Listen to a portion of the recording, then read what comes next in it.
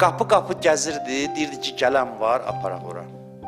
Nə badə biz o adamlardan olaq, mən neçə məclisdə bunu danışdım, deyir, qapını açırdılar, baxırdılar, Fatimədə bağlayırdılar. Siz Allah bir dənə təsəvvür edin Həzrət Zəhranı o halına. Görürsən, biz onlardan yaxşı adamlarıq. Biz neçə ildir qapını xanım Zəhranın üzünə bağlayırıq. Çünki həmin dəvəti bizə də eləyir. Açırdılar, baxıb bağlayırdılar. Deyirlər, namaz qılanıq da biz, nə istəyir bizdən? Biz də elə demirik. Deyir, namaz qılanıq da, nə istəyir bizdən? İbadət eləyəni. 40 gün əl çəkmədi, 40 gün.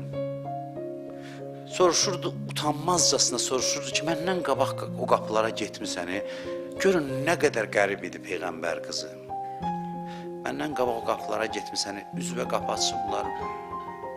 Ağlayanlar bu söz ağlasın. Deyirdi ki, ma əcabəni əhədun. Bir nəfər mənə cavab vermədi. İstəyirsiniz, xanım Zəhra bu məclisdən də ayrılanda desin, ma əcabəni əhədun. Bir nəfər mənim çağırışıma cavab vermədi.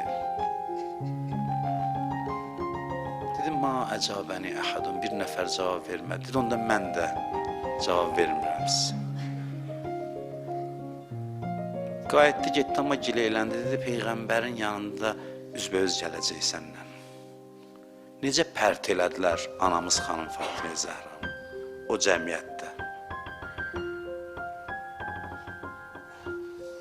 Qapıları döydü da Mədinədə qapı qalmadı döyməsin. Hamısı rədd cavabı verdi.